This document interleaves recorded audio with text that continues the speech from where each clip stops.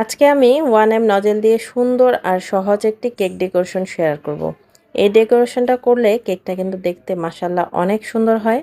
আর কাস্টমারকে আমি গতকালকেই এই কেকটা ডেলিভারি দিয়েছি। আর সাদার মধ্যে এই পার্পেল কালারটাও কিন্তু অনেক জোস লাগতেছিল।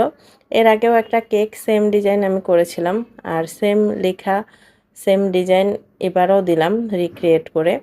আর এই ওয়ান নেম নজেলটা কিভাবে ডেকোরেশন করলাম স্ক্রিনে দেখতে পাচ্ছেন।